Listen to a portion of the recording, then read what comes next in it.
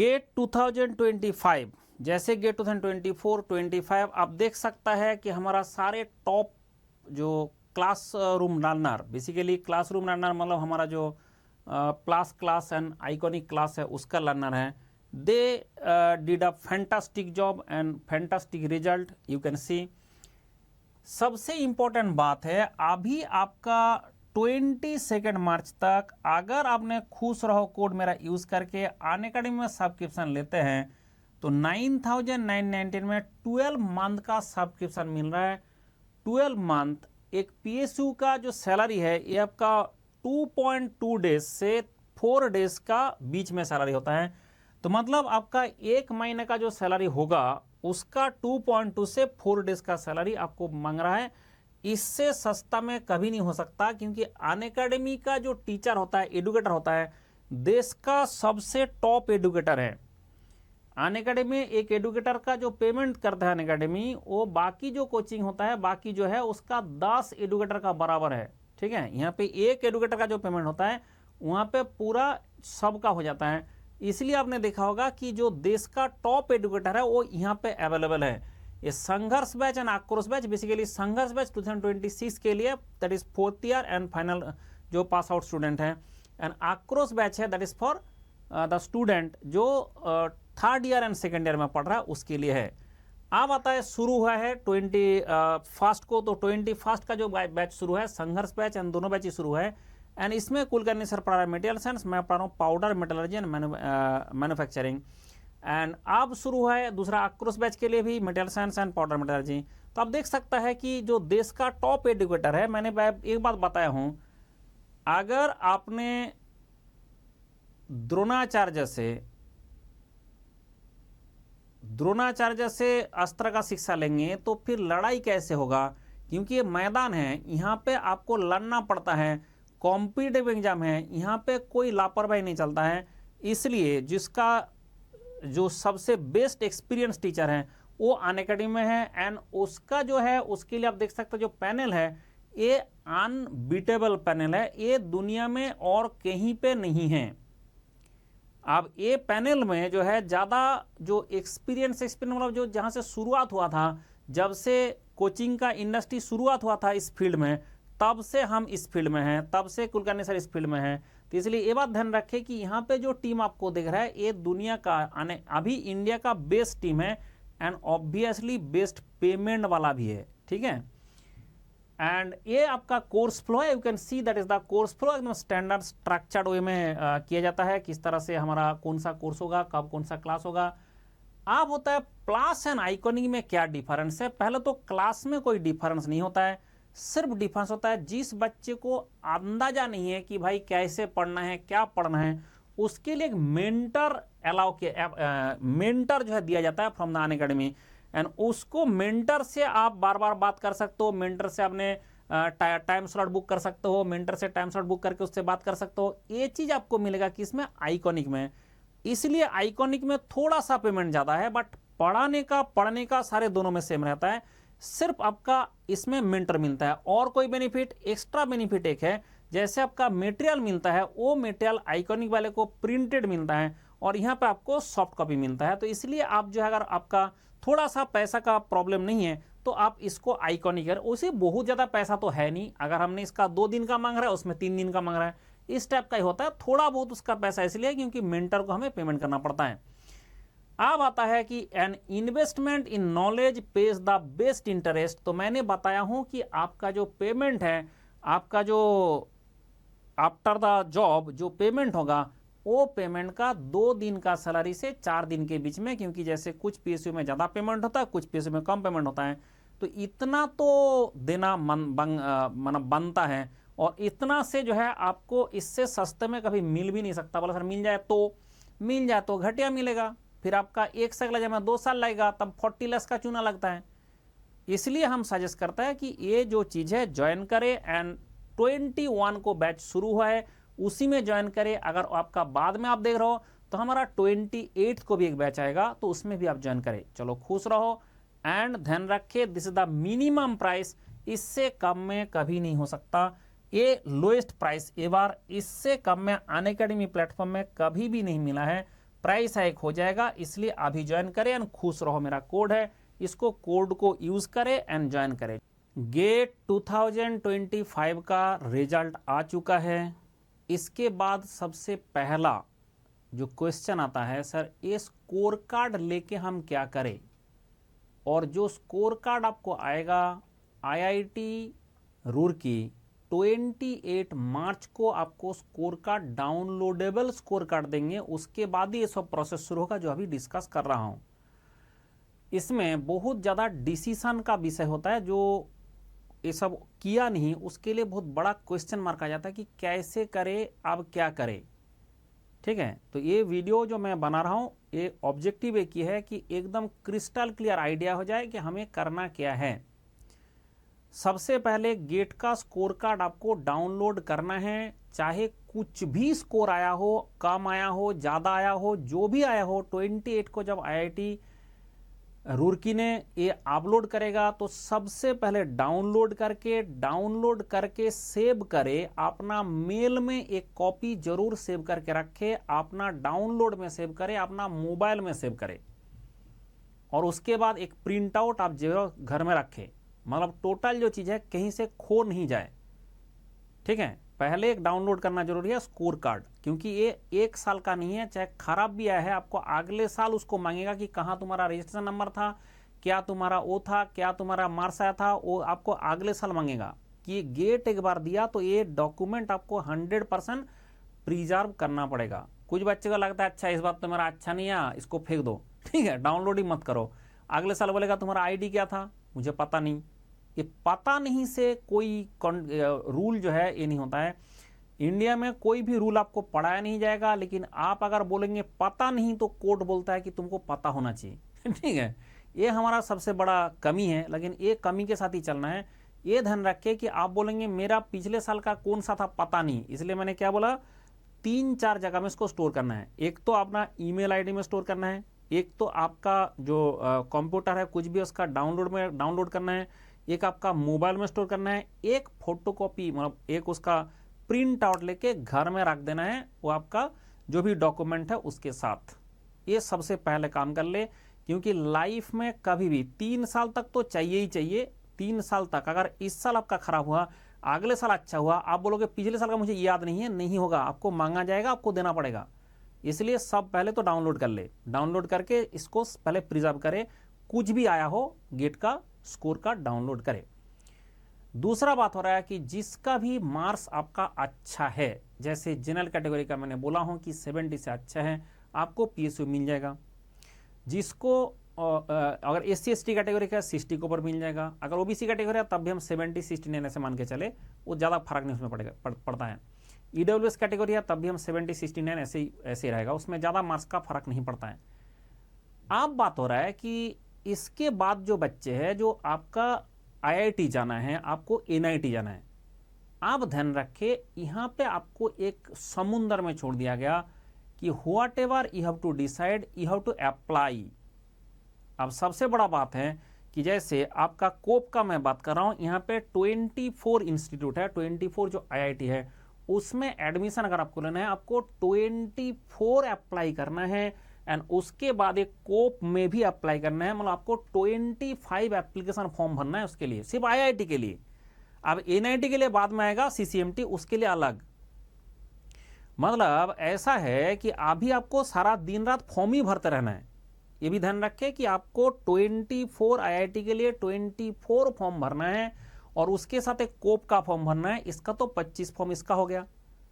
अब उसके बाद सर उसके बाद आपका CCMT आएगा, तो CCMT मतलब आपका NIT के लिए होता है।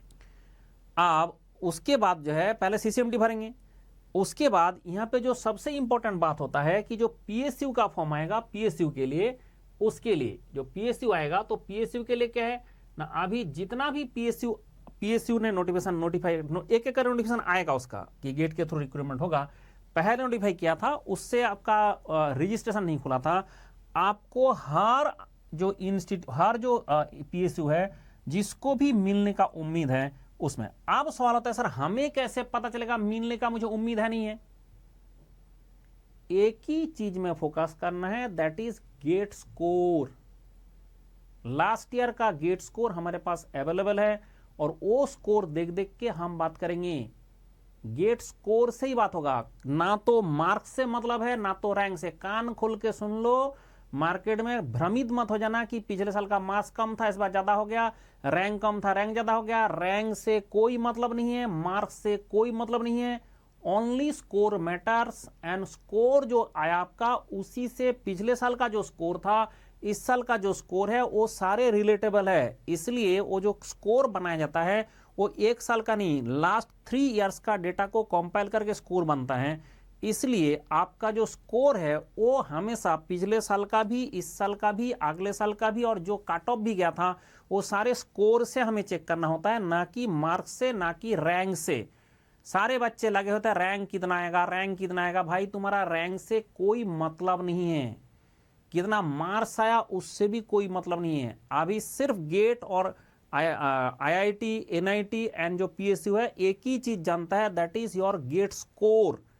जबकि आपको फॉर्म फिलअप के टाइम में मार्क्स भी मांगेगा, रैंक भी मांगेगा, आपका स्कोर भी मांगेगा, लेकिन जो कुछ भी डिसीजन होता है डिसीजन सिर्फ स्कोर से होता है। इसलिए आप हमेशा गेट स्कोर से बात करें। तो ध्यान रखें, ये जितना भी आएगा इसका एक एक करके नोटिफिकेशन आएगा, और जब नोटिफिकेशन आएगा उसके बाद आपको फॉर्म भरना है। आप बोलेंगे सर कब किसका नोटिफिकेशन आ जाता है हमें पता नहीं चलता है। इसके लिए एक टेलीग्राम चैनल आप देख सकते हैं, यहां पे जाकर इसमें लॉगिन कर सकता है। ये टेलीग्राम चैनल ऑलरेडी हमारे पास अवेलेबल है, एंड उसके साथ साथ मेरा टेलीग्राम चैनल में अगर ज्वाइन करेंगे तो मैं हमेशा भेजता रहता हूं कि इसका PSU का नोटिफिकेशन आ गया। एक तो हो गया PSU का कहानी, भाई PSU में आपको जाना है तो ये करना पड़ेगा। अब आता है कोप में कैसे करना है। तो इसके बाद जैसे जिसको PSU में अच्छा ये भी ध्यान रखें कि अगर आपको PSU मिल जाएगा, जैसे मान लो 75 इन जनरल कैटेगरी, 75 प्लस जिसका मार्क्स है इन जनरल कैटेगरी, उसको PSU मिल जाएगा। अब आपका दिल कारवा है कि मुझे एमटेक नहीं करना है, तो आपने बिल्कुल एमटेक का फॉर्म ना भरे, दूसरे का सीट बर्बाद ना करे, अपना टाइम एंड अपना पैसा भी बर्बाद ना करे। कुछ बच्चे का जो दिल कारवा होता है IIT में जाऊंगा, मैं री प्रिपरेशन करूंगा। मैंने लिख के दिया हूं कि यार IIT में जाके आप री प्रिपरेशन करते हो तो आपका जिंदगी और दूसरा एक बंदा का जिंदगी दो बर्बाद करते हो। अपना जिंदगी और दूसरा एक बंदा का जिंदगी दो बर्बाद करता है जो IIT में जाके प्रिपरेशन करने का कोशिश करता है। ये मंडल का स्टेटमेंट हमेशा ध्यान रखे, बहुत सारे बच्चे किए हैं, एंड उसके बाद हमने स्टेटमेंट दिया है कि आपका जिंदगी, ये देखो इसमें जो स्टेटमेंट लिखा हुआ है पहले पढ़ लो। जो भी IIT में एमटेक एडमिशन लेके प्रिपरेशन करता है वो दो जिंदगी बर्बाद करता है, क्योंकि एक जिंदगी खुद का, एक तो पैसा बर्बाद किया, एक तो आपका जो एनर्जी बर्बाद किया, टाइम बर्बाद किया। क्योंकि गेट का प्रिपरेशन, बाकी एग्जाम का प्रिपरेशन अभी ऐसा नहीं है कि आपने थोड़ा बहुत प्रिपरेशन करके कुछ कर पाएंगे। तो थोड़ा बहुत प्रिपरेशन तो कुछ होने वाला नहीं है, तो आपको बहुत ज्यादा प्रिपरेशन करना है, बहुत टाइम देना पड़ेगा। और IIT में इतना प्रेशर रहेगा, फिर सेमेस्टर एग्जाम रहेगा, फिर सेशनल रहेगा, मतलब इतना सारा प्रोजेक्ट रहेगा। ये सारे करने के बाद आपको टाइम नहीं मिलता है कि आपने कॉम्पिटिटिव जगह प्रिपरेशन कर पाएंगे, तो उसमें कुछ नहीं होगा। और दूसरा होता है कॉम्पिटिटिव का प्रिपरेशन करना है, इसलिए आपने वहां पे अच्छा से कुछ परफॉर्म नहीं करेंगे, आप बन जाएंगे अंडर परफॉर्मर। जैसे आपका अंडर परफॉर्मर होता है 8 CGPA से कम जैसे आ जाता है तो बोलता है अंडर परफॉर्मर है। कोई भी कंपनी आएगा आपको बैठने नहीं देंगे इंटरव्यू में। बाहर में आप किसी को बोलोगे, आपका सीनियर से बात करोगे, एलमनी से बात करोगे, बोलेगा अरे तेरा परफॉर्मेंस ही खराब है। तो इसके चक्कर में क्या होता है कि ऐसे बंदा दुनिया में मतलब कुछ नहीं बनता है, ना तो अपना जिंदगी को बर्बाद कर दिया, और दूसरा जो एक पढ़ना चाहता था उसका जिंदगी बर्बाद किया। तो जिसको एमटेक करना है वही फॉर्म भरे। और कितना फॉर्म भरना है आपको?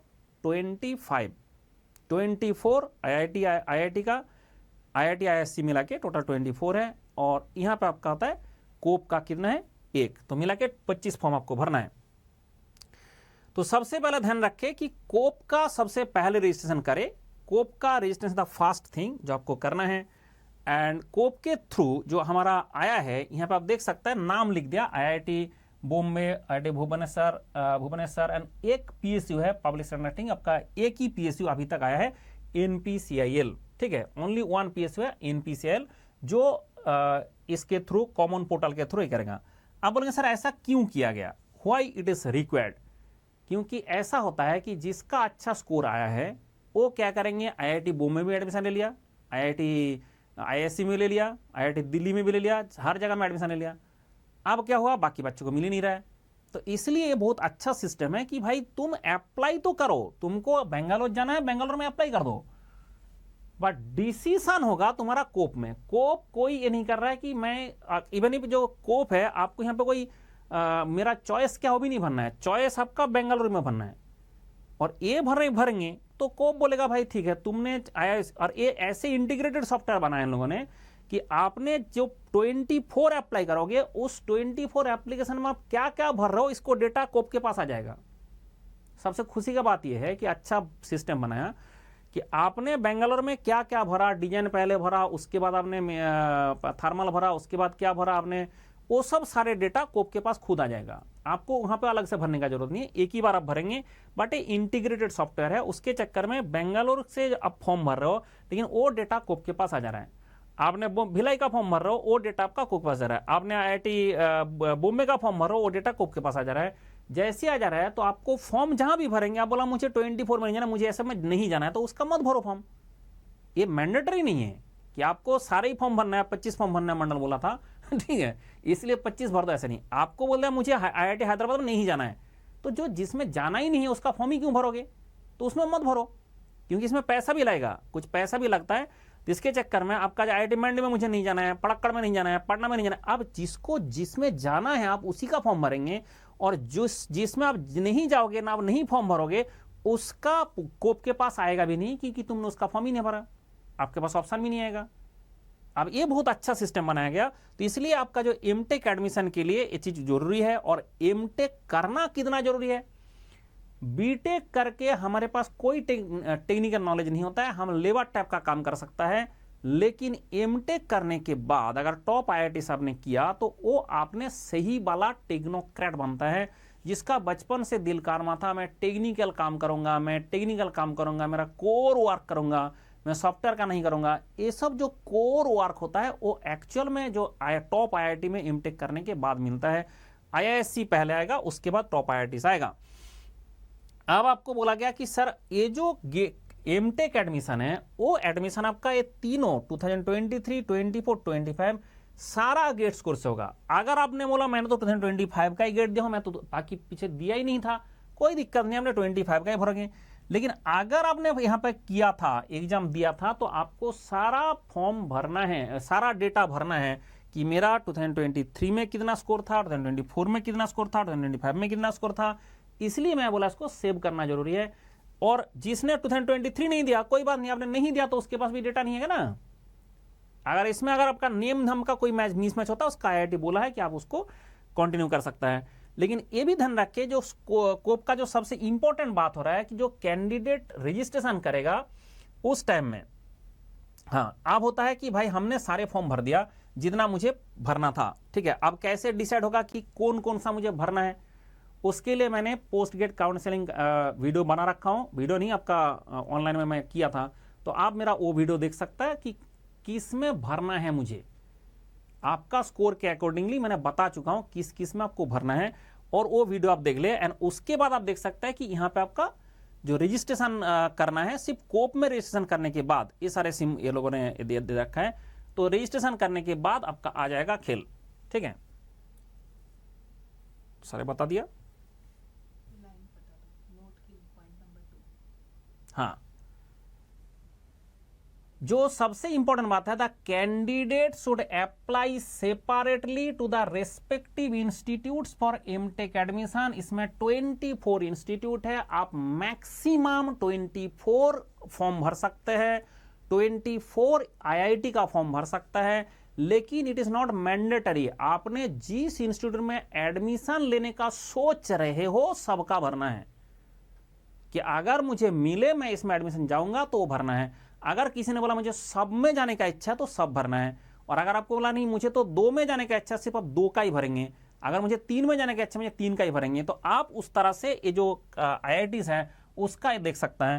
बोले सर अगर आपने रैंक बता देते तो आपका अच्छा होता, तो मैंने बता सकता हूं कि आपका अकॉर्डिंग टू द जॉब, जो जॉब के हिसाब से आप जो हमने कैटेगराइज करके रखा है, IISc, IIT Bombay, IIT Delhi, IIT Madras, Kanpur, Kharagpur, and इसमें आपका आता है कि गुड में आता है Roorkee, Guwahati, BHU, Hyderabad, Bhubaneswar, Gandhinagar, Dhanbad mining, there is mining machine and IIT Ropar. And इसके बाद भी कुछ जो आईआईटी है उसका हमने नाम नहीं रखा है क्योंकि वो इतना अच्छा है नहीं।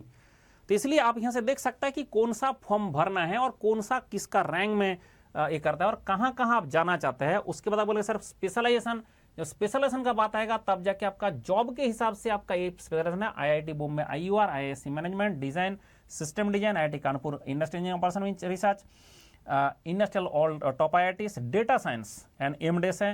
एंड उसके बाद आता है आपका biomedical, smart manufacturing, robotics, automation, AI and AI आता है, मशीन लर्निंग आता है। इसके बाद मास मोबिलिटी आता है, आपका थर्मल प्रोडक्शन, एप्लाइड मैकेनिक्स आता है।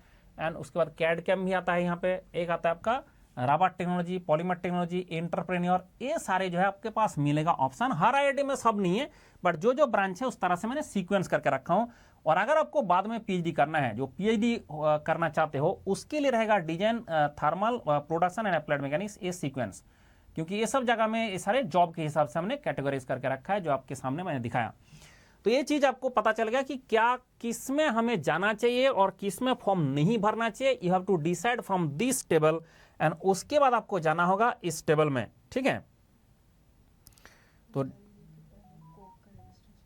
हाँ, ये भी बात है कि सबसे पहले आपका कोप का रजिस्ट्रेशन करना है। कोप का रजिस्ट्रेशन करने के बाद एक आपको नंबर मिलेगा, वो नंबर आपको हमेशा एंटर करना पड़ेगा जहां भी इंस्टीट्यूट में आप अप्लाई करेंगे। नहीं करेंगे तो कोप से इंटीग्रेट ही नहीं होगा, तो क्या फायदा अप्लाई करके, क्योंकि तुमको ऑफर तो आईआईटी आपको ऑफर देगा, लेकिन वो ऑफर एक्सेप्ट रिजेक्ट सिर्फ कोप से होगा, ये भी ध्यान रखे। आपने अप्लाई कर दिया इसका मतलब नहीं कि आपको एडमिशन मिल जाएगा, लेकिन आपका जो वो इंस्टीट्यूट में मिलेगा नहीं मिलेगा वो डिसीजन होगा कोप में। तो डिसीजन के लिए सिर्फ कोप रखा गया। कोप का मतलब कॉमन है, तो कॉमन जो चीज है सारे लोगों का कॉमन जो ऑफर एक्सेप्टेंस है, तो कॉमन ऑफर के लिए लगाया गया। तो आपका क्या होगा कि आपको आईआईटी ऑफर दे रहा है कि तुम एडमिशन ले सकते हो, तो वहां पे जितना लोगों ने फॉर्म भरा सब लोगों ने बोला मुझे चाहिए अभी आईयूआर, आईआईटी बॉम्बे का आईयूआर। अब जाके क्या होगा कि जो आईआईटी बॉम्बे में जितना बच्चे भरे हैं सारे का आ जाएगा डेटा हमारा कोप के पास। कोप बोलेगा अच्छा तुम्हारा स्कोर कितना है, तो वो आपका आईआईटी को पूछे, आईआईटी से डेटा उसके पास है कि हमारा कितना सीट अवेलेबल है। बोला सीट हमारा अवेलेबल है हमारा 20। अब 20 सीट है, पर वो कैटेगरी के हिसाब से होता है कि जो मान लो जनरल कैटेगरी में 20 सीट है। अब ये क्या करेगा कि जो बंदा मांग रहा है कि मैंने फॉर्म भर दिया, मान लो फॉर्म भर दिया हमारा 2000, आप क्या करेंगे 2000 बच्चे का जो फॉर्म है उसमें सबसे पहले स्कोर के हिसाब से, मैं बार बार बोल रहा हूं रैंक से मार्क्स से कोई मतलब नहीं है, स्कोर के हिसाब से उसको कैटेगराइज कर देगा, सीक्वेंस कर देगा कि भाई ये आपका सारे बच्चे का ये सीक्वेंस है एंड इसमें ये बच्चे मांग रहा है, ये वाला हमारा पोर्ट आईआईटी बॉम्बे आईयूआर, तो उसको किसको देना चाहिए किसको नहीं देना चाहिए। जिसका स्कोर ज्यादा है उसको दे देंगे, जिसको स्कोर कम है उसको नहीं देंगे। क्या पहला दिन में ही सब डिसीजन हो जाएगा? No, that is the thing कि पहला दिन में सब डिसीजन नहीं होगा, ये धीरे धीरे डिसीजन आता जाएगा। इसके लिए आपको पहले फॉर्म भर देना है, that is the first thing. उसके बाद क्या है ना, ये सब सारे जो आपका वो होगा सिस्टम, तो मैं बताता हूं कि किस तरह से हमें करना है। तो इसके लिए हमें जो जाना पड़ेगा,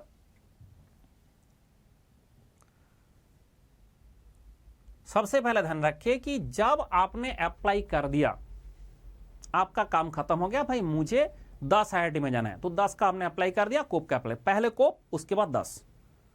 मुझे 24 का 24 में जाना है, तो ठीक है भाई, तूने पहले कोप का किया, फिर आपका 24 का आईआईएससी है ना, आईआईटी मिला के सबका अप्लाई कर दिया। मुझे सर ये 5 में जाना है, तो ठीक है कोप का अप्लाई किया, फिर 5 किया। इसके बाद आपको देखना होगा ये round 1, round 2, round 3, round 4, round 5, ये बहुत ही तोप चीज बनाया एंड बहुत ही तोप तरीका से है। राउंड 5 के बाद भी राउंड होगा, राउंड 6, राउंड 7, बट ये सब सारे डिसिसिव है। मतलब तुम्हारा राउंड 4 तक हमारे पास बहुत सारा ऑप्शन रहता है कि मेरा इच्छा मैं जाऊं ना जाऊं, लेकिन जैसे ही राउंड 5 चले जाएगा और डिसिसिव है, तुम जाना है तो जाओ, नहीं जाना है तो छोड़ो, ठीक है। यहाँ पे उसके बाद राउंड 6, 7, 8, 9, 10 हर आईआईटी का नहीं रहता है, 10 बहुत जो आईआईटी पार्टिसिपेट करना चाहता है उसका रहता है। इसको आप कॉन्सिडर कर सकते हो 6, 7, 8, 9 को you can consider as spot round. Spot का मतलब नहीं कि स्पॉट में जाना पड़ेगा, स्पॉट का मतलब होता है कि भाई कोप में ही ये होता है, बट आपको उस टाइम में उसी टाइम में डिसीजन होता है कि लेना है तो ले, नहीं लेता एक्सेप्ट रिजेक्ट कर।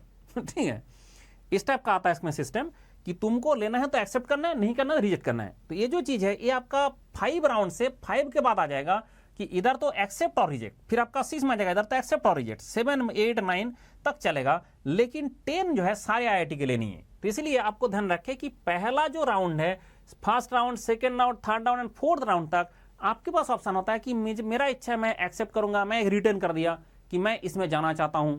ठीक है, मैं तो अभी IIT बॉम्बे जाना चाहता हूं, कि मैं तो IIT मैड्रास जाना चाहता हूं थर्मल में, तो आपने उसको रिटर्न कर सकते हो, लेकिन वो रिटर्न तब तक कर सकते हो जब तक फोर्थ राउंड तक है। उसके बाद भी रिटर्न एक कॉन्टिन्यूसली 2 बार से ज्यादा नहीं होता है, कॉन्टिन्यूसली 2 राउंड से ज्यादा कोई चीज रिटर्न नहीं होता है, उसके कारण कि तुमने सीट ब्लॉक कर दे रहे हो। तो एक्चुअली सॉफ्टवेयर से बना हुआ है चीजें कि जिसके कारण सारे बंदे को अपॉर्चुनिटी पक्का मिले। ठीक है, अपॉर्चुनिटी सारे बंदे को पक्का मिले, उसके लिए बनाया गया। हाँ, दिस इज सब मोस्ट इंपॉर्टेंट थिंग जो सबको समझना जरूरी है। ये सबसे इंपॉर्टेंट चीज है। थोड़ा सा मैं इसको बड़ा कर देता हूं सो देखने में क्लियर रहे। हाँ, अब I think it is clear. तो अल्टीमेटली क्या होगा कि जैसे आपके पास प्रेफर्ड लिस्ट आएगा, जैसे आपने कभी भी जैसे देखेंगे इसमें कोप में जब 1 ऑफर आएगा तो आपको राउंड 1 से मान लो आपका ना 1, 2, 3, 4 आपके अकॉर्डिंग टू आपने जो अप्लाई किया उसके हिसाब से आपके पास ऐसे मान लो 5 आ गया कि तुम ये 5 IIT में ये तुमको मिल रहा है। ये पहला दिन ही आ जाएगा कि जैसे अगर आपको मिला, नहीं मिला तो नहीं आएगा। आपने क्या किया, मेरा गेट स्कोर है 300 और मैंने भर दिया IISc का, IISc, IIT Bombay, IIT Delhi, कुछ नहीं मिला तो कुछ नहीं मिला, कुछ नहीं आएगा ऑफर। बट अगर आपका ऑफर आ रहा है कि भाई तुमने जो भरा है अकॉर्डिंग टू योर स्कोर तुमको मिल सकता है ये 4, ये 5, ये 3, ये 2, जितना भी मिल सकता है वो सारे आपके साथ यहाँ पे मिल जाएगा। जैसे मिल जाएगा कि भाई तुमने जो ऑफर 1 आया है तो आपने बोला सर मैंने देखूंगा इसके अंदर मोस्ट प्रेफर्ड क्या है कि मुझे मिला, मुझे डिजाइन भी मिल रहा है और मुझे मिल रहा है industrial engineering in top IITs। तो मान लो आपका IIT बॉम्बे का मैं बात कर रहा हूँ, IIT मुझे डिजाइन मिला है और मुझे ऑपरेशन रिसर्च मिला है, और मैंने एक बंदा हूँ जो मेरा मतलब जब नौकरी करने का इच्छा है कॉर्पोरेट में, तो मैं क्या करूँगा, इंडस्ट्रियल इंजीनियरिंग ऑपरेशन चलूंगा। किसका इच्छा नहीं, मैं तो पूरा 100% टेक्निकल कोर वर्क करना चाहता हूँ, वो बोलेगा मैं डिजाइन लूंगा। तो वो आपको डिपेंड करेगा कि आपका जो दिल है उसके हिसाब से जो मोस्ट प्रेफर्ड होगा आपने कर दिया। अगर आपने सिलेक्ट करके बोला सबमिट कर दो, यस कर दिया, एक्सेप्ट करके फ्रीज कर दिया, accept and freeze, that is main thing. Freeze मतलब है फ्रीज, ठीक है, जैसे अमिताभ बच्चन जी करते हैं, ठीक है, तो इसको लॉक कर दिया जाए। तो इसका जो यहाँ पे फ्रीज है उसका मतलब होता है इसको लॉक कर दिया जाए। तो लॉक कर दिया जाए जैसे बोलेंगे तो यहाँ पे लॉक हो गया। तो लॉक होके क्या होगा, सबमिट कर दिया आपने। सबमिट करने के बाद आपको सिर्फ एक बोला कि भाई तुमने तो एक एक्सेप्ट कर लिया, आपने फ्रीज कर लिया, मतलब पूरा लॉक कर दिया कंप्यूटर जी, लॉक हो गया। अब जाके आपका PSU हो कुछ भी हो वो चीज आपको, अभी इसके बाद कोप का कहानी खत्म हो गया। कोप से आपको बोला गया भाई टाटा बाय बाय, तुमको जो मिला है वो लेके जाओ। अब आपको कनेक्ट करना पड़ेगा किससे, जो इंस्टीट्यूट में आपको मिला है वहां से कनेक्ट करना पड़ेगा। उसका वेबसाइट में लिखा होगा कि कितना दिन के अंदर आपको यहाँ पे पैसा जमा करना है, कितना दिन के अंदर डॉक्यूमेंट वेरिफिकेशन होगा, कहाँ पे वेरिफिकेशन होगा, ऑनलाइन में आप सबमिट कर सकते हैं कि नहीं, पैसा वहां पे जाना पड़ेगा कि नहीं, वो सारे चीज आपको क्या होगा, आप उस IIT का बात करेंगे, उसका सिर्फ उसी का। बाकी आपने जहां जहां अप्लाई किए थे सारे आपका रिजेक्ट हो चुका है। ठीक है, मतलब जो ऑफर आपने एक्सेप्ट कर लिया। और फ्रीज, फ्रीज का मतलब यहाँ पे कंप्यूटर जी लॉक कर दिया जाए, फ्रीज वर्ड यहाँ पे यूज किया गया। ये नहीं कि फ्रीज मतलब जमा दिया जाए ठीक है, थोड़ा बर्फ बर्फ लगा दे, ऐसा नहीं है। फ्रीज मतलब जो अमिताभ बच्चन जी का कंप्यूटर जी लॉक कर दिया जाए। तो इसका जो लॉक कर दिया ये आपका फ्रीज है। तो जो फ्रीज का मतलब होता है कि भाई तुमने ले चुके हो और तुमको एक ही मिलेगा, पूरा जितना आपने अप्लाई किया उसका, आपने जितना IIT में अप्लाई किया, जितना IIT के अंदर में जो आपने स्पेशलाइजेशन अप्लाई किया उसका भी एक ही आपको अवेलेबल होगा। अगर आपने PSU में भी गया आपको एक ही PSU होगा, उसमें सारे IIT में भी आपको सीट नहीं मिलेगा। NPCL इसलिए कर दिया और सबको कर लेना चाहिए, NPCL जैसे किया इसका सारे सब PSU को कर लेना चाहिए। उससे क्या होगा कि PSU में जो चला गया उसको भी IIT में एडमिशन नहीं मिलेगा, ओनली वन मिलेगा। इसलिए क्या होता है कि ये फ्रीज करने का मतलब तुमको सिस्टम से आउट कर दिया, कॉन्ग्रेचुलेशन कर दिया, खुश रहो, जाके आप वहां पे एडमिशन ले लो। ठीक है, अब उसका जो प्रोसीड्योर होगा उसका हर आईआईटी का अलग होता है। कोई आईआईटी बोलता है चलो ऑनलाइन में मेरा पैसा जमा कर दो फिर आप आओ, कभी बोलता नहीं तुम यहाँ पे आ जाओ इस डेट के अंदर में। वो आपको तुरंत जैसे हमने फ्रीज करेंगे उसके बाद तुरंत आपको उस आईआईटी में जो प्रोसीड्योर रहेगा वो आपको फॉलो करना पड़ेगा। दूसरा होता है कि बोला नहीं सर मेरा तो पसंद नहीं हुआ, एक भी पसंद नहीं हुआ, तो आपने बोला नो, तो इसमें सिलेक्ट रिटेन एंड वेट आप कर सकते हो। रिटेन एंड वेट का मतलब होता है कि मेरा इच्छा है, अगर कोई और नहीं मिला तो मैं जाऊंगा। रिटेन एंड वेट का मतलब होता है मेरा इच्छा है इसमें मैं जा सकता हूं, लेकिन अगर कुछ और नहीं मिला। लेकिन ये रिटेन एंड वेट आपका 2 बार 2 राउंड तक आप कर सकता है, उसके बाद आपका बाय डिफॉल्ट हो जाएगा। अच्छा, अगर आपने कभी भी कोई ऑफर आपने मान लो कि आपको आ रहा है राउंड में और आपने सबमिट नहीं कर रहे हो, ये सबमिट यहां पे बहुत खतरनाक एक वर्ड है। अगर आपने सबमिट नहीं कर रहे हो, आपका उसके पहले जितना राउंड में जो जो मिला था सब रिजेक्ट कर देगा। तो अगर आपका सबमिट करना है, चाहे मुझे रिजेक्ट करके रिजेक्ट एंड वेट किया तब भी सबमिट करोगे, रिजेक्ट करने के बाद भी वेट करेगा तब भी जाकर सबमिट करोगे, सिर्फ रिजेक्ट करके वेट ऑप्शन ही रहता है रिजेक्ट एंड वेट, तो सबमिट कर दिया, सबमिट बोला मैंने ये नहीं किया, तो आपको क्या करेगा, रिजेक्ट एंड वेट ना करके आपने सबमिट नहीं किया तो बाय डिफॉल्ट उसके पहले सारा जो ऑफर था सब रिजेक्ट करके तुमको नेक्स्ट ऑफर के लिए लेकिन देगा ऑप्शन कि भाई हो सकता है वो बंदा ने देखा नहीं, ये अच्छा काम किया है आईआईटी ने कि भाई ऐसा हो सकता है कि उसने देखा नहीं बंदा, तो उसके लिए ऐसे नहीं, लेकिन उसके लिए बाकी लोगों का तो हमने तुमने देखा नहीं उसके कारण बाकी लोगों को हमने ऑफर नहीं देंगे, ऐसा नहीं होगा ना। इसलिए उसके पहला जितना ऑफर था सारे कैंसिल करके, लेकिन उसके हायर जो ऑफर आपने सिलेक्ट किया उसके लिए आपको एलिजिबल रखेगा। ठीक है, आपने सबमिट करना कभी एक बार भूल गया तो हो सकता है कि उसके पहला ऑफर तो खत्म हो जाएगा बट उसके बाद वाला अपॉर्चुनिटी आपको मिलेगा। ठीक है, ये होता है मुद्दा बात। तो ऐसे करके आपको करते रहना है, राउंड 1, राउंड 2, राउंड 3, राउंड 4 तक चलता रहता है। ये आपका खेल accept and freeze, return and wait, reject and wait, तीन ही आपके पास ऑप्शन है। Accept and freeze, accept and freeze, freeze मतलब यहां पे लॉक कर दिया जाए, और उसके बाद return and wait and reject and wait. Return and wait में आपका 2 बार एलिजिबल है, रिजेक्ट एंड वेट में आपका रिजेक्ट कर दिया कोई दिक्कत नहीं, उससे पहले ऑफर रिजेक्ट हो गया, उसके बाद आपका जो अपॉर्चुनिटी मिलेगा वो आपको मिलता रहेगा। एंड स्पॉट राउंड तक तो सबको मिलता है, स्पॉट राउंड में चाहे कुछ भी करोगे आपको सबको स्पॉट राउंड में एलिजिबल करता है, कोई भी यहां पे दिक्कत नहीं है, सबको स्पॉट राउंड में एलिजिबल कर देगा। ठीक है, अब आता है हमारा यहां आ गया एक्शन चार्ट डिसिसिव 2। जैसे एक्शन चार्ट 2 आया आपने देखा कि मोस्ट प्रेफर्ड ऑफर है। अब आपने बोला सर ये जो डिसीजन चार्ट है यहां पे जाके क्या होता है, डिसीजन टेबल। डिसीजन चार्ट मतलब होता है 4 नंबर आपका ये आ गया 5, 4 तक तो आपका क्या होता है नॉर्मल, ये 5th होता है, 5th, ये 5 नंबर वाला जो time 5 number round, 5th round, 5th 6 7 8 9 जितना भी होगा, तो 5 तो आपका पहला वाला है, उसके बाद 6 7 8 9 तक होता है सारे का। तो उसमें हमेशा डिसीजन लेना पड़ेगा कि accept and freeze and reject, 2 ही ऑप्शन आपके पास है, accept and freeze and rate. और अगर बोला नहीं मैंने सबमिट नहीं किया तो उसके लिए एक ऑप्शन ये लोगों ने करके रखा है सॉफ्टवेयर से बाय डिफॉल्ट। एक्चुअली 3 से ऑप्शन है, आपने एक्सेप्ट एंड फ्रीज किया तो आपका हो गया काम, उसके बाद आपको सिस्टम से कोप से बाहर निकल देगा, और आपने एक्सेप्ट रिजेक्ट करके सबमिट किया तब भी आपको मिलेगा, और अगर आपने रिजेक्ट नहीं किया तो बाय डिफॉल्ट रिजेक्ट होगा करके आपको देगा, लेकिन आपको बाद वाला जो राउंड है उसमें जो ऑप्शन है वो आपको मिलेगा। ये बात ध्यान रखें कि ये जो रिजेक्ट करके आपने सबमिट किया, रिजेक्ट ना करके आपने छोड़ दिया, तब भी दोनों में आपका सेम एक्शन होता है, स्कोप में दोनों में सेम एक्शन होता है। इसलिए आपका रिजेक्ट करके सबमिट करना है, नहीं तो ऑटोमेटिकली रिजेक्ट हो जाएगा। ये दोनों में आपको नेक्स्ट जो स्पॉट राउंड जो बाकी एडिशनल राउंड है उसमें मिलेगा।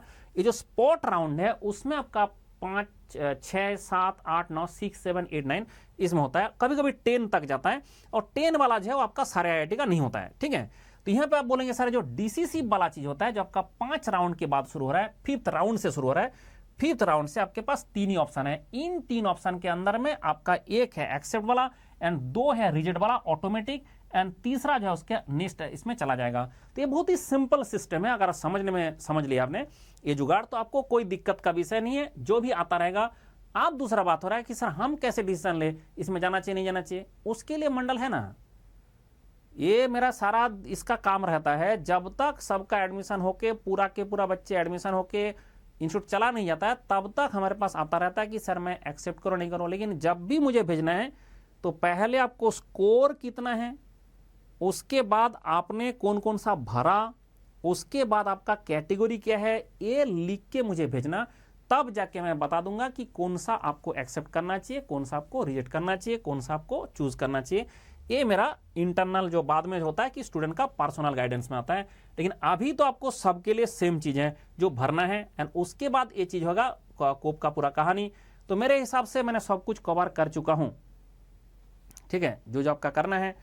तो अभी हम बात करते हैं कि जो इंपॉर्टेंट डेट्स, देखो यहाँ पे इंपॉर्टेंट डेट्स लिखा है, लेकिन क्या खतरनाक चीज दिया है इसमें। एक्चुअली क्या होता है कि round 1, round 2, round 3, round 4 and round 5 जो होगा, इसमें जो इंपॉर्टेंट डेट्स आएगा उसमें आपको window for the candidate to view offer and take the decision. तो आपको डिसीजन लेना है, आपके पास 3 होता है, एक्सेप्ट एंड फ्रीज, मतलब आपने लॉक कर दिया भाई, हो गया। रिटेन एंड वेट, मतलब आपको फिर आगे जाना है। Reject and wait, reject and wait वाला क्या होता है कि आप सबमिट करोगे तब भी होगा, नहीं करोगे तब भी होगा बाय डिफॉल्ट। ये दोनों में बहुत ज्यादा डिफरेंस नहीं है, लेकिन लास्ट में डिफरेंस आएगा कि कोई किसी का आदत आ गया कि मैं जिंदगी में सबमिट नहीं करता हूं, अगर आपने लास्ट में आपको मिल भी जाता है और अगर आपने उसको एक्सेप्ट नहीं करते हो, फ्रीज नहीं करते हो, तो वो बाय डिफॉल्ट कैंसिल होता ही जाएगा। आपने फॉर्म भर दिया इसका मतलब नहीं आपको दे देंगे। इसलिए आपको क्या करना चाहिए, हमेशा जो भी राउंड है आपका जो एक्शन है कि सबमिट करना है, रिटर्न करके आपने सबमिट करो, वेट कर में वेट रिजेक्ट एंड वेट करके सबमिट करो। मैं सजेस्ट करता हूं सबको कि जितना राउंड होगा उसमें सबमिट वाला बटन हमेशा दबा दें, तो आपका एक आदत आएगा कि भाई सबमिट करता हूं मैं, तो आपका कभी छूटेगा नहीं ये। नहीं तो क्या होगा, मुझे कब करना है कब करना है, अभी तो छोड़ दे, ऑटोमेटिकली हो जाएगा, ऑटोमेटिकली रिजेक्ट होगा, ऑटोमेटिकली कुछ होता नहीं है। इसलिए आपको क्या होगा कि जो करना है हमेशा करते रहे। And this is very important table, ये आपका ध्यान रखे, ये आपका जैसे होगा। एंड टेबल 2 में भी आपका राउंड 6, 7, 8, 9, 10 है तो बता चुका हूं, सेम टाइप का रहेगा, बट ये सारे डिसीजन में रहेगा। ये आपका पहला वाला मेन है। उसके बाद भी स्पॉट राउंड में देखा गया बहुत ही कम कट ऑफ में भी बहुत बड़ा बड़ा ब्रांच मिलता है। इसलिए मैं बोलता हूं कि हर बच्चे को जिसको 300 गेट स्कोर भी आया है उसको भी पीएसयू मिला दे, उसको भी आईआईटी मिला देना। ऐसे कैसे, वही तो जुगाड़ है कि स्पॉट राउंड में आपको खेलना होता है। ये जो स्पॉट वाला बाद में बोल रहा है वो सबसे बड़ा खेल है, उसमें कम से कम गेट स्कोर में आपको बड़ा बड़ा जो आईआईटी है वो मिल सकता है। इसलिए पहले डीमोटिवेट होकर बैठ नहीं जाना है।